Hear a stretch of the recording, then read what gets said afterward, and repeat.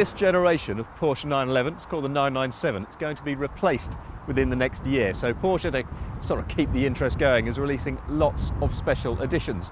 Some of them we can take or leave. This one I think we'll take. It's called the GT3 RS 4 litre, and I suspect it is the special edition we are going to like the most.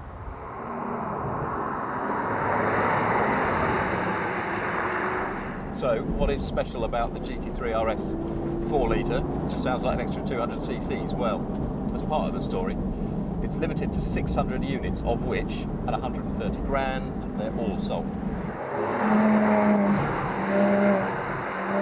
It gets new spring rates at the front, it's got suspension off the GT2 RS at the back, and most of that extra cubic capacity comes from increasing the stroke of the engine, because there isn't that much metal to take out from the bore.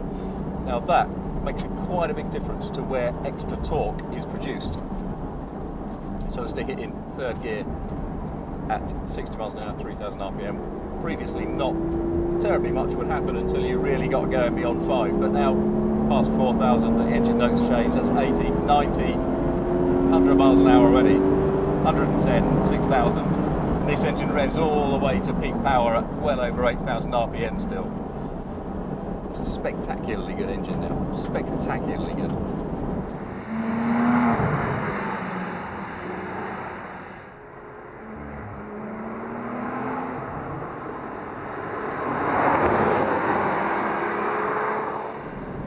What really sets a GT3 RS out, even the 3.8 litre for us, is its handling.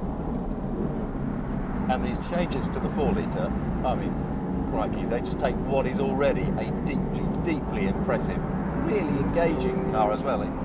Few cars talk to you through their steering the way that this one does. It just makes it even better still.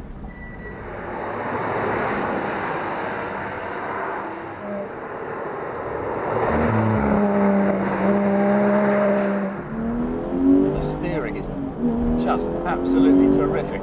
It's not a lot of weight on the front end, never is on a 911.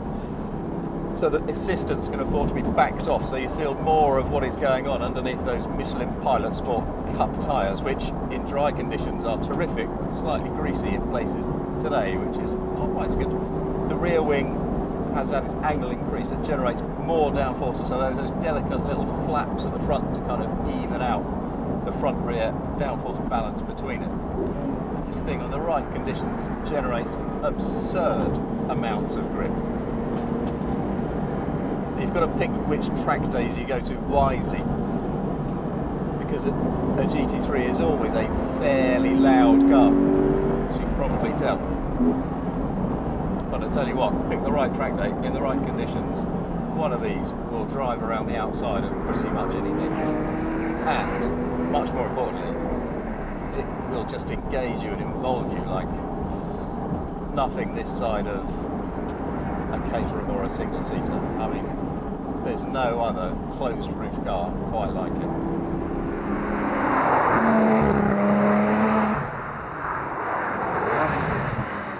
So, is the RS 4 litre the best of the current generation 911s? God, absolutely. But moreover, the plastic window beastie might just be the finest 911 ever to grace the public road.